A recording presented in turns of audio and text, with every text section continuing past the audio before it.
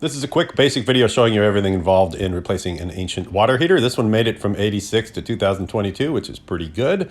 And actually it's amazing. So I'm not gonna give you all the exact specific details, but the manual you can download from the manufacturer or it will come with it in the box. And this shows you basically how to hook it up. So first turn the water off to the water heater or to your whole house if you don't have a specific valve for the heater. There is a relief valve you use before draining it. I would recommend turning the heat off before you pop that, otherwise you're going to get sprayed with hot water. So the off valve is down at the bottom, and turn it all the way to off. There's a pilot setting and then there's an off setting. So if you turn it off and let it sit for a few hours, it won't be as hot.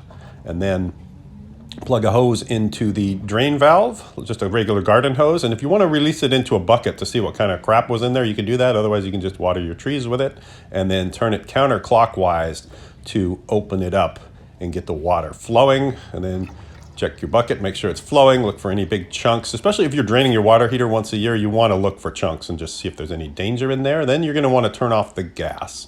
So there might be an off valve in line with the water heater, or you might have to turn off the gas for your whole house. If you want one of these tools, there's a link in the description to buy one. It's a handy gas shutter offer thingy. Then I go in the house, make sure that the gas is indeed off.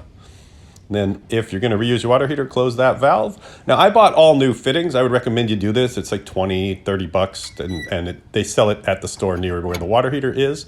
And then unplug the connections, the in and the out connections to the water heater with the wrench.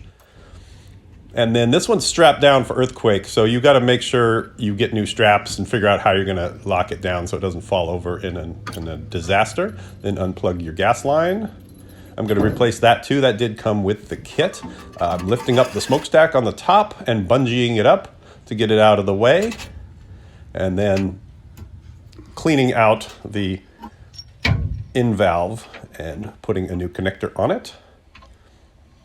New water lines for the in and out with a little bit of thread stuff on it. Looks like that. Now I've put the new pipes up in the air and bungeed them up. And then this was a total one-man job for me. So you can lift the old water heater out if it's empty and the old new water heater in. It's heavy and it's awkward, but you can do it. I actually got it all the way from the store to my house and in all by myself. So you can do it. They say don't ship it laying down. It should be standing up. I laid it down and it still works. So that's your choice, I guess, but beware. And then connect up the connectors, put the new smokestack in place. Screw it on, and then with the gas valve, there's places where they tell you to use thread tape, and there's places where they tell you not to. So I followed the instructions on that.